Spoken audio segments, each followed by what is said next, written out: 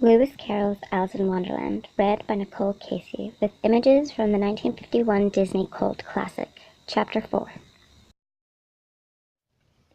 It was the White Rabbit, trotting slowly back again, and looking anxiously about it as it went, as if it had lost something, and she heard it muttering to itself, the Duchess, oh my dear paws, oh my dear whiskers, she'll get me executed, as sure as ferrets are ferrets. Where can I have dropped them, I wonder?" Alice guessed in a moment that it was looking for the fan and the pair of white kid gloves, and she very good-naturedly began hunting for it. But they were nowhere to be seen. Everything seemed to have changed since her swim in the pool, and the great hall, with the glass table and the little door, had vanished completely. Very soon the rabbit noticed Alice, as she went hunting about, and called out to her in an angry tone, "Why, Mary Ann, what are you doing out here? Run home this moment and fetch me a pair of gloves and a fan. Quick, now!" And Alice was so frightened that she ran off at once in the direction it pointed to, without trying to explain the mistake it had made. "He took me for his housemaid," she said to herself as she ran. "How surprised he'll be when he finds out who I am. But I'd better take him his fan and gloves, that is, if I can find them." As she said this, she came upon a neat little house, on the door of which was a bright brass plate with the name W. Rabbit engraved upon it. She went in without knocking, and hurried upstairs, in great fear lest she would meet the real Mary Ann, and be turned out of the house before she had found the fan and gloves. "How queer it seems," Alice said to herself, "to be going messages for a rabbit. I suppose Dinah will be sending me on messages next." And she began fancying the sort of thing that would happen. "Miss Alice, come here directly, and get ready for your walk. Coming in a minute, nurse, but I've got to see that the mouse doesn't get out. Only I don't think," Alice went on, "that they'd let Dinah stop in the house if it began ordering people about like that." By this time she had found her way into a tidy little room with a table in the window, and on it, as she had hoped, a fan and 2 or 3 pairs of tiny white kid gloves. She took up the fan and a pair of the gloves, and was just going to leave the room, when her eye fell upon a little bottle that stood near the looking-glass. There was no label this time with the words "Drink me," but nevertheless she uncorked it and put it to her lips. "I know something interesting is sure to happen," she said to herself, "whenever I eat or drink anything, so I'll just see what this little bottle does. I do hope it'll make me grow large again, for really I'm quite tired of being such a tiny little thing." It did so, indeed, and much sooner than she had expected. Before she had drunk half the bottle she found her head pressing against the ceiling, and had to stoop to save her neck from being broken. She hastily put down the bottle, saying to herself, "That's quite enough. I hope I shan't grow any more. As it is, I can't get out at the door. I do wish I hadn't drunk quite so much." Alas, it was too late to wish that. She went on growing, and very soon had to kneel down on the floor.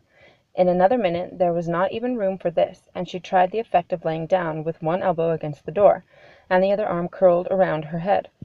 She went on growing, and as a last resort she put one arm out the window, and one foot up the chimney, and said to herself, "Now I can do no more. Whatever happens, what will become of me?" Luckily for Alice, the little magic bottle had now had its full effect, and she grew no larger. Still, it was very uncomfortable, and as there seemed to be no sort of chance of her ever getting out of the room again, no wonder she felt so unhappy. It was much pleasanter at home, thought Alice, when one wasn't always growing larger or smaller and being ordered about by mice and rabbits. I almost wish I hadn't gone down that rabbit hole. And yet, it's rather curious, you know, this sort of life. I do wonder what can have happened to me. When I used to read fairy tales, I fancied that kind of thing never happened. And now, here I am, in the middle of one. There ought to be a book written about me. That there ought. And when I grow up, I'll write one. But I'm grown up now," she added, in a sorrowful tone. "At least there's no room to grow up any more here." "But then," thought Alice, "shall I never get any older than I am now? That'll be a comfort, one way, never to be an old woman. But then always to have to learn lessons? Oh, I shouldn't like that." "Oh, you foolish Alice," she answered herself, "how can you learn lessons in here? Why, there's hardly room for you, and no room at all for any lesson books." And so she went on, taking first one side and then the other, and making quite a conversation of it all together. But after a few minutes she heard a voice outside, and stopped to listen. "Mary Ann! Mary Ann! said the voice. "Fetch me my gloves this moment." Then came a little pattering of feet on the stairs. Alice knew it was the rabbit coming to look for her, and she trembled till she shook the house, quite forgetting that she was now about 1,000 times as large as the rabbit, and had no reason to be afraid of it. Presently the rabbit came up to the door and tried to open it, but as the door opened inwards, and Alice's elbow was pressed hard against it, that attempt proved a failure. Alice heard it say to itself, "Then I'll go round and get in at the window." "That you won't," thought Alice, and after waiting till she fancied she heard the rabbit just under the window, she suddenly spread out her hand and made a snatch in the air. She did not get a hold of anything, but she heard a little shriek and fall, and a crash of broken glass, from which she concluded that it was just possible it had fallen into a cucumber frame, or something of the sort. Next came an angry voice, the rabbit's "Pat, Pat, where are you?" and then a voice she had never heard before, "Sure then I'm here, digging for apples, yer honour." "Digging for apples, indeed," said the rabbit angrily. "Here, come and help me out of this." Sounds of more broken glass. "Now tell me, Pat, what's that in the window?" "Sure, it's an arm, yer honour," he pronounced in Arum. "An arm, you goose! Who ever saw one that size? Why, it fills the whole window." "Sure it does, yer honour, but it's an arm for all that." "Well, it's got no business there, at any rate. Go and take it away." There was a long silence after this, and Alice could only hear whispers now and then, such as, "Sure, I don't like it, yer honour, at all, at all." "Do as I tell you, you coward." And at last she spread out her hand again and made another snatch in the air. This time there were two little shrieks and more sounds of broken glass. "What a number of cucumber frames there must be," thought Alice. "I wonder what they'll do next. As for pulling me out of the window, I only wish they could. I'm sure I don't want to stay in here any longer." She waited for some time without hearing anything more. At last came a rumbling of little cartwheels and the sound of a good many voices all talking together. She made out the words, "Where's the other ladder? Why, I hadn't to bring but one. Bill's got the other. Bill, fetch it here, lad. Here, put 'em up at this corner. No, tie 'em together first. They don't reach half high enough yet. Oh, they'll do well enough. Don't be particular. Here, Bill, catch hold of this rope.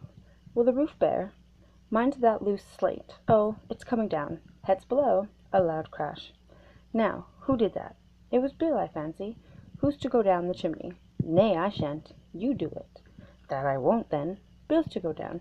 Here, Bill, the master says you're to go down the chimney." "Oh, so Bill's got to come down the chimney, has he?" said Alice to herself. "Shy they seem to put everything upon Bill. I wouldn't be in Bill's place for a good deal. This fireplace is narrow, to be sure, but I think I can kick a little." She drew her foot as far down the chimney as she could, and waited till she heard a little animal, she couldn't guess of what sort it was, scratching and scrambling about in the chimney, close above her. Then, saying to herself, "This is Bill," she gave one sharp kick, and waited to see what would happen next. The first thing she heard was a general chorus of "There goes Bill," then the rabbit's voice along, "Catch him, you, by the hedge," then silence, and then another confusion of voices. "Hold up his head. Brandy, now. Don't choke him. How was it, old fella? What happened to you? Tell us all about it." Last came a little feeble, squeaking voice. "That's Bill," thought Alice. "Well, I hardly know no more, think ye. I'm better now, but I'm a deal too flustered to tell you. All I know is something comes at me like a jack-in-the-box, and up goes I like a rocket in the sky." "So you did, old fella," said the others. "We must burn the house down," said the rabbit's voice, and Alice called out as loud as she could, "If you do, I'll set Dinah at you." There was a dead silence instantly, and Alice thought to herself, "I wonder what they'll do next. If they had any sense, they'd take the roof off." After 1 or 2 minutes they began moving about again, and Alice heard the rabbit say, "A barrowful will do, to begin with." A barrowful of what? thought Alice, but she had not long to doubt, for the next moment a shower of little pebbles came rattling in at the window, and some of them hit her in the face. "I'll put a stop to this," she thought to herself, and shouted out, "You'd better not do that again," which produced another dead silence.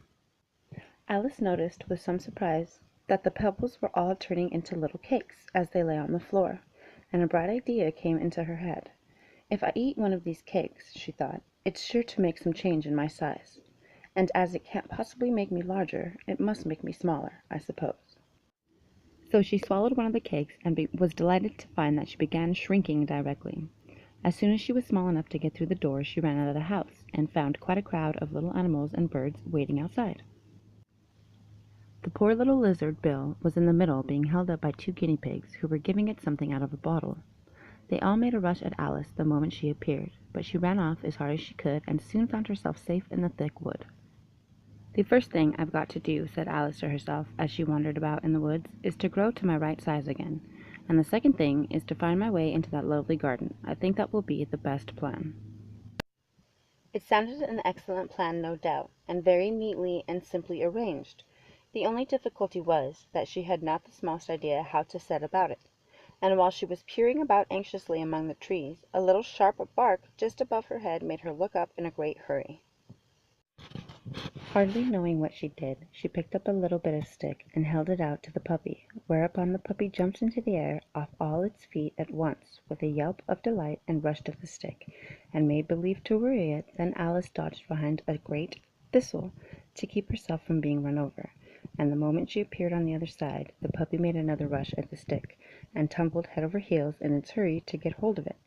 Then Alice, thinking it was very like having a game of play with a cart horse, and expecting every moment to be trampled under its feet, ran round the thistle again.